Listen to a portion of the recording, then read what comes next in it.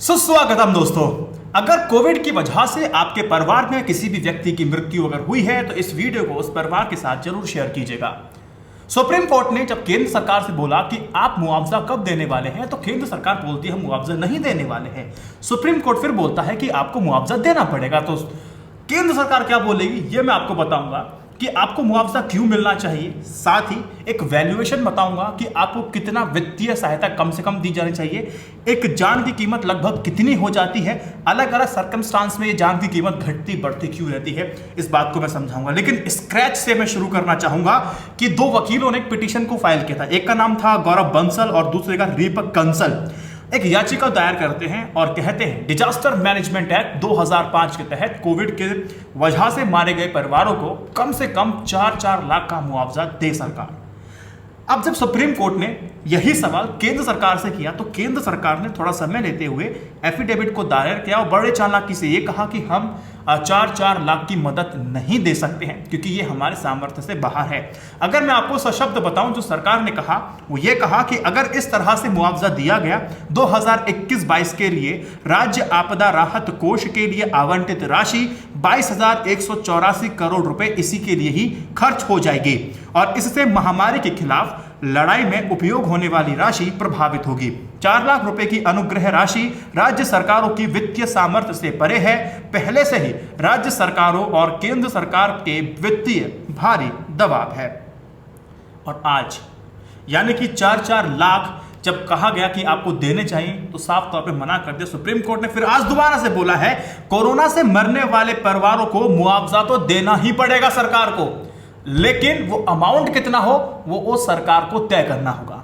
अब सरकार कितना अमाउंट तय करेगी वो तो सरकार ही साफ तौर पे बताएगी। सुप्रीम कोर्ट की बात को सरकार नहीं टाल सकती है। अगर देश भर में आपको वैक्सीनेशन फ्री में मिल रही है तो उसके लिए आपको सुप्रीम कोर्ट को धन्यवाद देना चाहिए कि उनके दबाव की वजह से पोस्टर में आपको फ्री वैक्सीनेशन के एडवर्टीजमेंट करोड़ों रुपए को देखने को मिल रहे हैं। तो सुप्रीम कोर्ट का बात आ चुकी है यानी कि अब कुछ बड़ा ही होने वाला है। लेकिन सवाल यहां पर यह है कि अब सरकार कितना पैसा देगी। लेकिन सुप्रीम कोर्ट ने यहां पर यह भी माना है कि प्रत्येक परिवार को 4-4 लाख रुपए देना थोड़ा सा मुश्किल हो जाएगा। लेकिन बेसिक सी कैलकुलेशन लेकर के चलेंगे और मैं आपको समझाने की कोशिश करूंगा।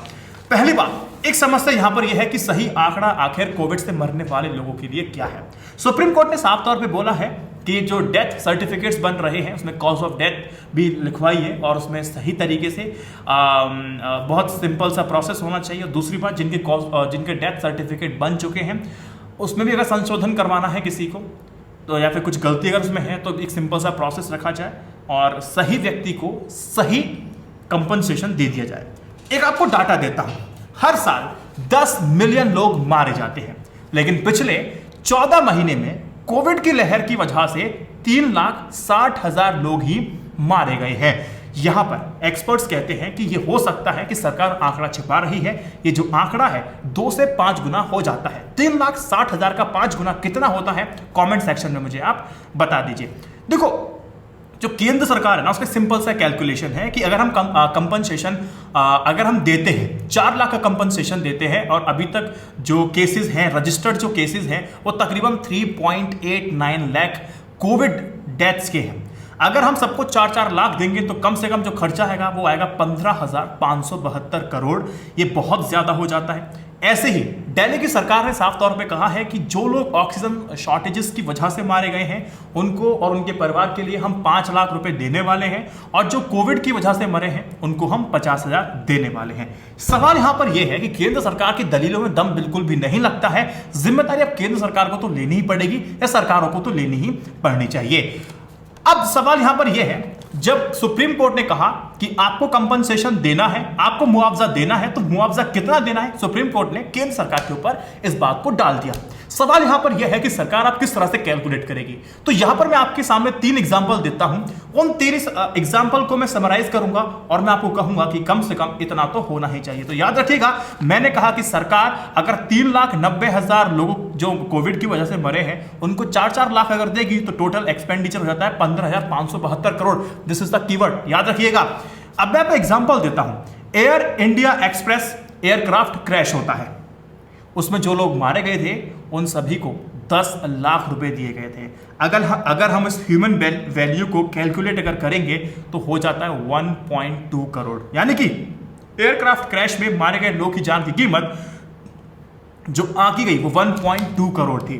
भोपाल ट्रेजेडी आपको याद होगी, गैस कांड आपको याद होगा, उसमें 15,300 लोगों की मृत्यु हो जाती है। जब मुआवजा देने की बारी आती है तो तकरीबन कितना मुआवजा दिया गया उस वक्त और आज के हिसाब से, इन्फ्लेशन लगा लोगों के हिसाब से अगर लगाने के बाद अगर जो अमाउंट बैठता है वो 4.6 लाख बैठता है।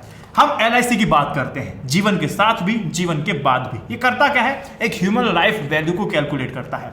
जैसे कि मैं आपको एग्जांपल देता हूं, किसी आदमी की जो एज है वो 50 साल है और वो महीने का 30,000 कमाता है, उसकी जो लाइफ वैल्यू होगी वो 26 लाख होने वाली है। अगर इन्हीं तरह के कैलकुलेशन के साथ अगर कैलकुलेट करूं बिना समय गवाए तो तकरीबन जो खर्चा केंद्र सरकार का आना चाहिए इन 3,89,00,000 कोविड डेथ्स पर जो मुआवजा मिलना चाहिए, टोटल जो खर्चा आएगा वो 16,500 करोड़ से लेकर के 94,000 करोड़ तक का खर्चा इन दोनों के बीच में आएगा। पहले मैंने आपको बताया था 15,572 करोड़, अब इस कैलकुलेशन के अनुसार 16,500 करोड़ से 94,000 करोड़ तक। यानी कि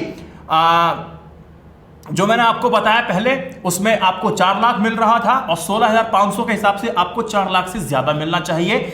अगर हम कैलकुलेशन करेंगे 16,500 करोड़ टोटल जीडीपी का कितना है तो पिछले साल की जीडीपी का ये मात्र 0.5% है। तो मैं आपको एक बात कह रहा था कि आपकी लाइफ की वैल्यूएशन कुछ इस तरह से हो जाएगी। दूसरी बात, सरकार कैसे करेगी, ये सरकार के हाथ में है, क्योंकि सरकार को आपकी जान की कीमत मुझे पता है बहुत ज्यादा नहीं है। अगर होती तो आज ये हालात आपको देखने को नहीं मिलते। हॉस्पिटल, ऑक्सीजन, PPE किट्स, मैं देख रहा हूं मेडिकल एक्सपेंसेस, इनको कंट्रोल नहीं किया जा रहा है, आपको आप ही के हाल पे छोड़ दिया जा रहा है। सरकार ने अपने हाथ ऐसे खड़े कर दिए हैं, ऐसे पूरे ऊपर नहीं, ऐसे दोनों हाथों से आपको आशीर्वाद दे रही है, झेलो और झेलते जाओ, इस तरह से। दिस इज द एटीट्यूड जो आप केंद्र सरकार का देख रहे हैं। मैं विरोध नहीं कर रहा हूं, मुझे केंद्र सरकार से विरोध का क्या मतलब है कुछ। अगर सरकार यह कहती है कि हमारे पास तो फंड है ही नहीं तो हम कहां से पैसा दे देंगे, ये बेहद शर्मनाक है, बेहद शर्मनाक है। पूरे मामले में सरकार का जो रवैया रहा है बहुत, मैं कहूं तो बहुत ज्यादा शर्मनाक रहा है। अस्पतालों को चाक चौबंद नहीं किया गया, जब एक्सपर्ट्स ने साफ तौर पे कह दिया था कि जब सेकंड वेव आएगी तो ऑक्सीजन की शॉर्टेजेस होने वाली हैं, आप इसका ध्यान रखिए, फिर भी वो चुनावों में व्यस्त रहती है। आपको जब पता है जब चुनाव होते हैं तो पूरा जो PMO ऑफिस होता है, जो सरकारी तंत्र होता है, जो कैबिनेट मिनिस्टर होते हैं, वो सब व्यस्त हो जाते हैं उस चुनावी रैली में आने जाने के लिए। उनको तो बेड वैसे भी मिलना है, आपको निकाल करके, अगर आप बेड पर हैं और मंत्री को बेड अगर देना है तो आपको निकाल दिया जाएगा, चाहे आप कितने भी रसूखदार क्यों ना हो और कितने गरीब क्यों ना हो, आपको निकाल करके बेड उनको मिल जाएगा, उनको पता है। लेकिन ऑक्सीजन शॉर्टेजेस की जब पहली बात बता दी गई थी, लेकिन फिर भी काम कब शुरू हुआ, चुनाव खत्म होने के बाद। चुनाव खत्म होने के बाद ऑक्सीजन शॉर्टेजेस को कैसे पूरा कर लिया गया, ये भी आप सोचिए कि कितनी जल्दी सरकार ने ऑक्सीजन शॉर्टेजेस को पूरा करने के लिए पूरी तंत्र को जब लगाया, एक साथ जब ये लोग काम करने लगे तो ऑक्सीजन की जो मात्रा थी, जो अपर्याप्त थी, उसको पर्याप्त कर लिया गया था। यह होता है तरीका काम करने का, लेकिन नजरअंदाज उस वक्त एक्सपर्ट्स की एडवाइस को किया गया था। नहीं, भारत में ना एक समस्या है, सरकारों को और कई लोगों को यह लगता है कि भारतीय हैं, कोई बात नहीं, जुगाड़ से काम चलता ही चलता है, ये झेलने वाले लोग हैं, सब झेल जाएंगे और झेलने की इनको आदत है, तो झेलने में इनको एक्सपर्टीज है, तो झेलने दीजिए, जहन्नुम जाने दीजिए। The kind of attitude is this क्या कहूंगा मैं आगे। मुआवजा नहीं मिलना चाहिए, बिल्कुल मिलना चाहिए, कैलकुलेशन आपके सामने है। लेकिन मुझे पूरी उम्मीद है कि सरकार को अपने तंत्र पर, सरकारी तंत्र पर, मीडिया पर, अपने PR कंपनीज पर बिल्कुल भरोसा है कि वो आपको लॉलीपॉप देगी और लॉलीपॉप देने के बाद आपको वो खुश कर लेगी और आपकी सोना चांदी हीरा जवाहरात वाली फीलिंग आपको वो दिला ही देगी। इस वीडियो को 3 WhatsApp ग्रुप में जरूर शेयर कीजिएगा। i9 न्यूज़ इंडिया की जर्नलिज्म को सपोर्ट करने के लिए पेट्रियन और YouTube मेंबरशिप जरूर लीजिएगा। जय Hind, Vande Mataram, stay updated, stay educated, सत्यमेव जयते। नमस्कार।